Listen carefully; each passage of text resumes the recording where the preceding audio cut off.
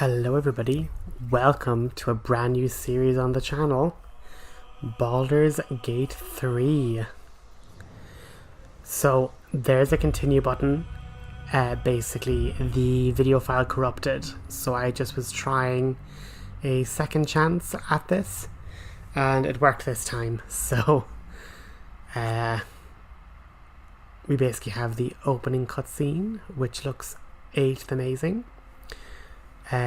We seem to be captured by mind flayers, and they are putting wiggly worms in our brains, which is not ideal.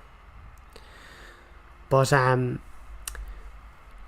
just really excited for this game. I've been playing D&D for nearly,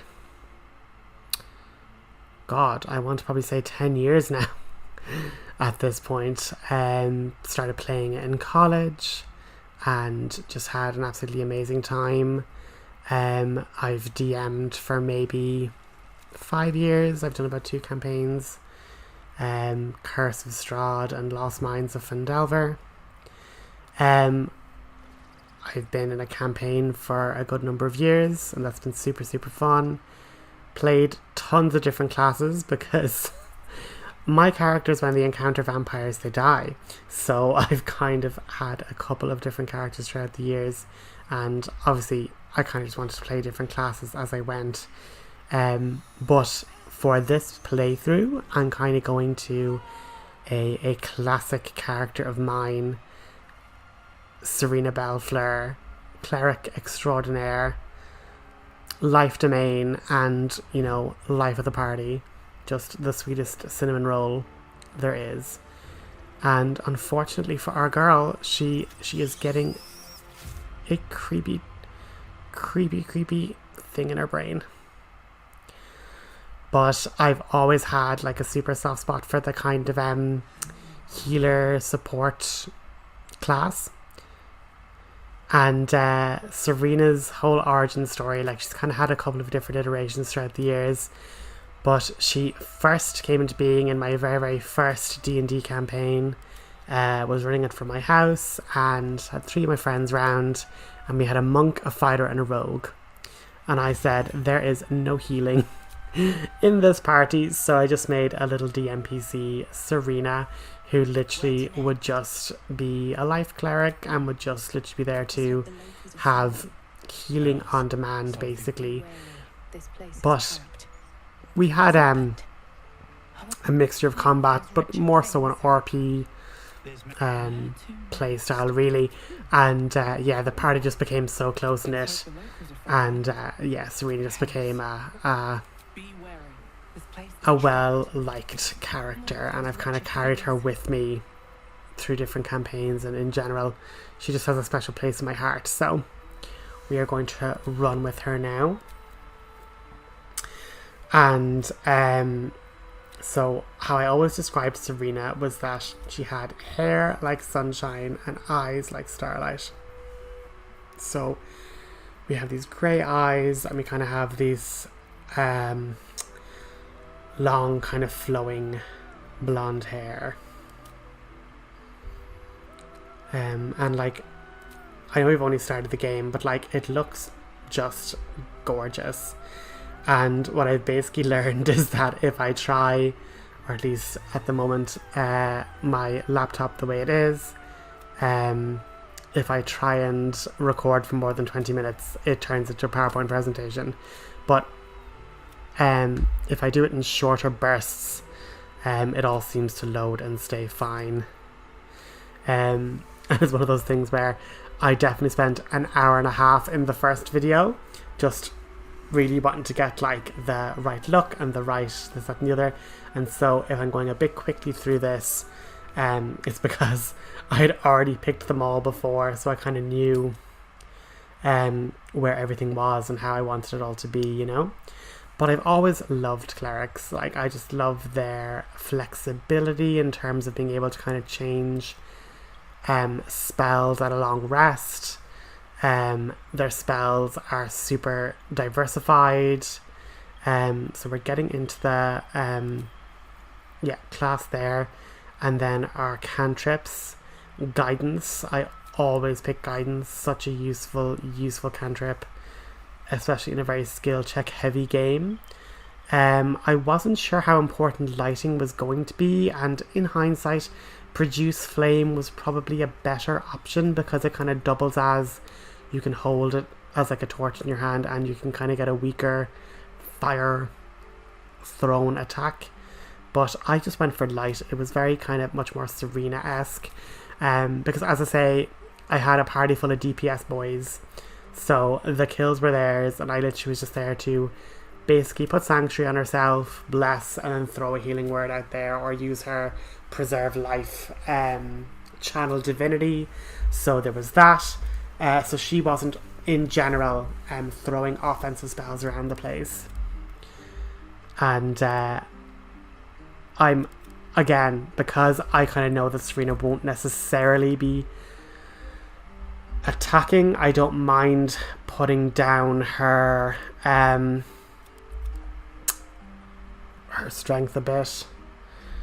And I kind of had it that, like, you know, while she was like a quiet character, she did kind of have a good kind of sense of self, so I put her charisma up a little bit.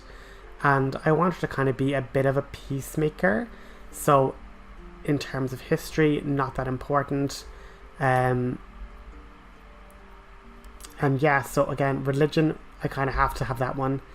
But again, I have no problem having a bit of a better perception, because obviously wisdom is one of our higher stats, and then we can put persuasion as basically,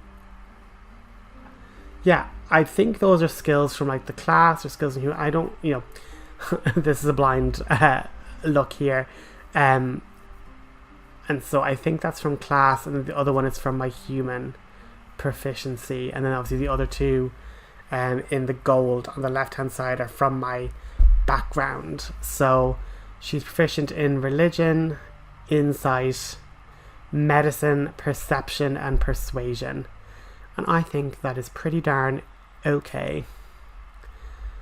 Other than that, stats fairly balanced around the board here. I think what I'm going to do is I'm going to move that off strength for a second,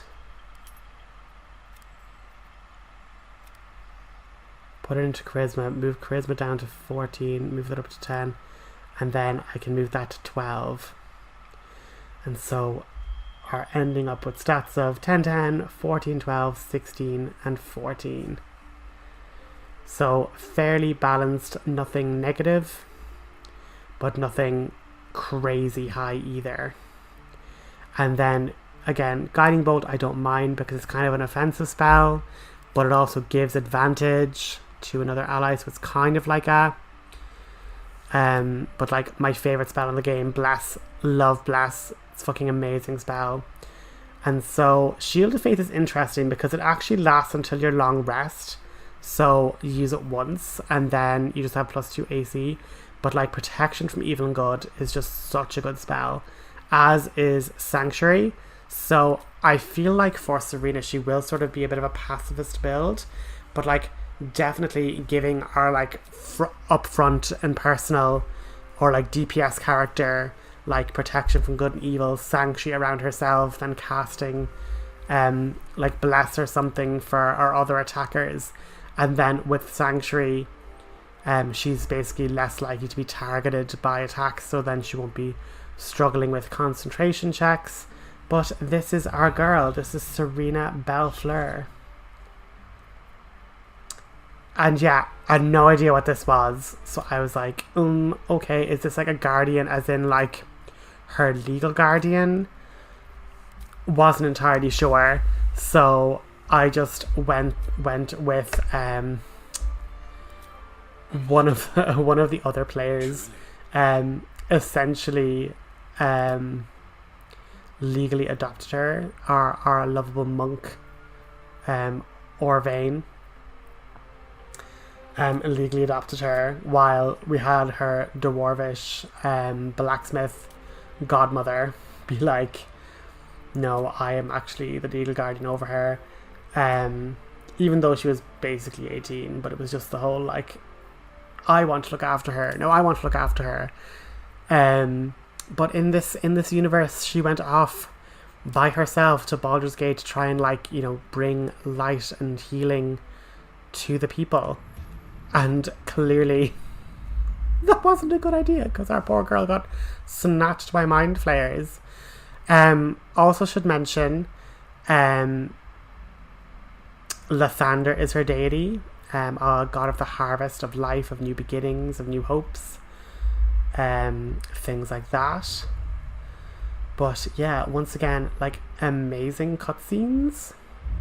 But I'm very much going to be trying to play this game like RP as Serena. And so I suppose to kind of get in her head, like, she is a life cleric, so she does see like the importance of kind of every life, and like to try and mitigate suffering and kind of, you know, grow from every new experience, because like people can have, you know, a new lease on life even from just learning and like gaining new skills or reinventing themselves. So like, you know, it's like life, but in like the broadest sense of the word, you know. And I suppose there's a bit of like, you know, seeing the best in people and wanting to give them the chance to change, the chance to turn over that new leaf. So merciful to maybe a fault here, but we'll see as we go through the story. Now, as I say, I have to be blunt here. You know, I had recorded before, but then it all got corrupted. But I did kind of zoom along through this, which isn't too bad. But as I say, like, the first like 12 to 15 minutes is literally character creation and just cutscenes. So when I learned that like the video worked pretty fine for the first 20 minutes, I'm like, okay, I can just reload the autosave at like a quarter of an hour and then record from our stopping point on. And if that's what I have to do for this series, that's what I have to do, you know. But like, in terms of everything else, like, literally runs perfectly. I've had no issues. It's literally just with the recording. There seems to just be a small issue with the recording, but like, other than that, like, the cutscenes are loading amazing. There's no Final Fantasy X issues with like green screen or anything. Like, this is just beautiful.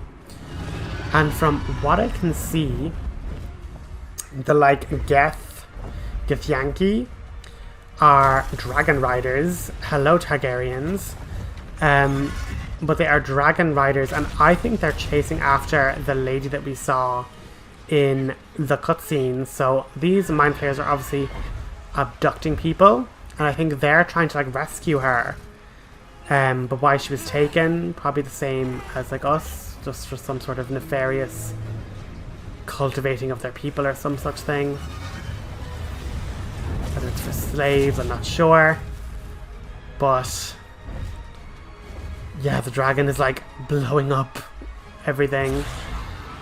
And now with that dragon fire touching the little tadpole pond, we have been basically exploded, and now we're going to be released out of our captivity. But like, I love the like cutscene decisions of like, you know, the blinking eyes, the shaky cams, and again, it just looks amazing. But Githyanki lady, please stay and help us. We are just a fragile human. But it seems that we're like plane hopping. So we went to like a winter place, and now we're in the Nine Hells. We're in like Avernus. So I did play a bit of Descent to Avernus on stream on Twitch once upon a time. Played a half-elf barbarian. It was quite fun. Was tempted to be him, but Serena stole my heart, so that's what we're doing.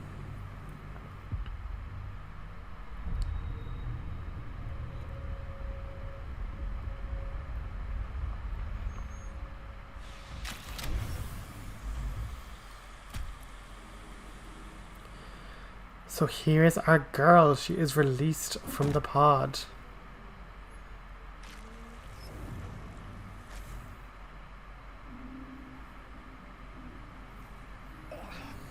So time to run amok.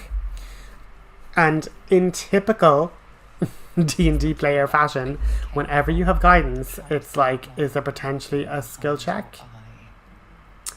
Cast guidance.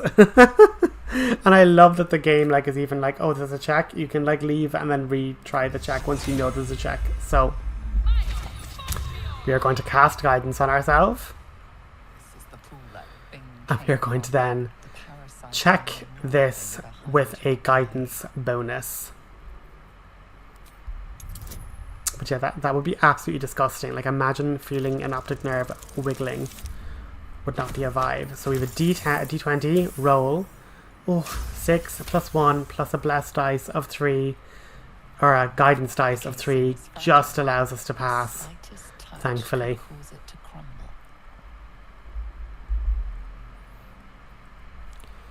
So I'm after succeeding, and it's actually telling me that a touch could make it crumble, so probably best to leave that alone. But the game does look stunning. I hope it's looking as nice for you guys and running as smoothly once I render this. But yeah, those doors look absolutely disgusting. And like, I love the like organic feel of the ship, because obviously like there's all like octopus tentacles and stuff.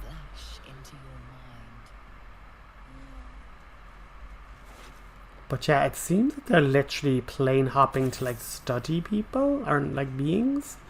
So we have goblins, but like, again, they're interested in their habits, their histories. Like it's almost an academic inspection.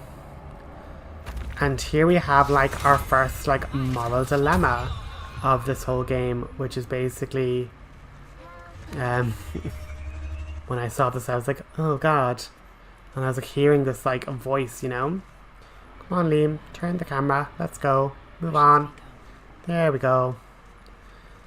And so there's like a man, and I was like, oh my god, maybe I, like when I originally played I was like, maybe I can heal him. And then he was missing the top of his skull, and I was like, maybe that's not ideal. From this place you'll free us. The exposed brain quivers in expectation. Please. And I like that we're getting passive successes because of my like passive perception checks. The enemy. So many enemies. A newborn.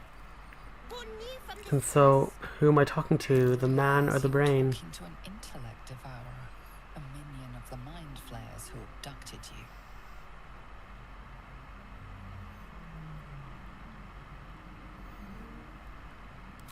Remove us from this body. From this case. Free us. Please.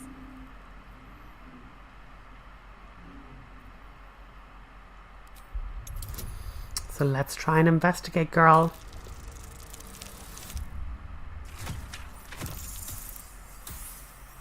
Oh. Yeah, there was no hope of getting that even with a bless, or even with a guidance. About the brain.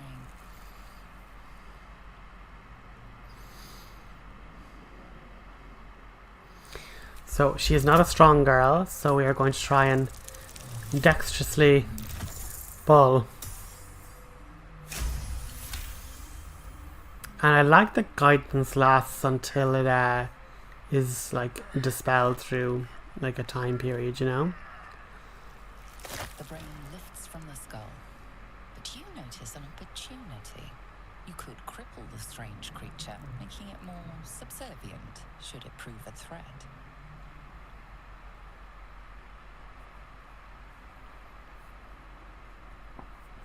But again, Serena is not kind of a maliciously violent person.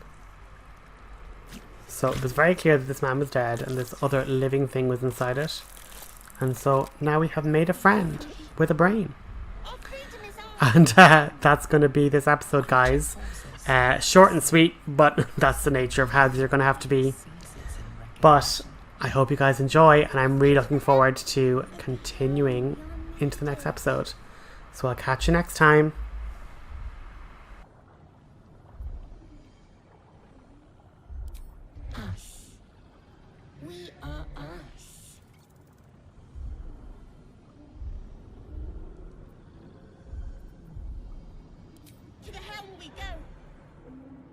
going to the helm.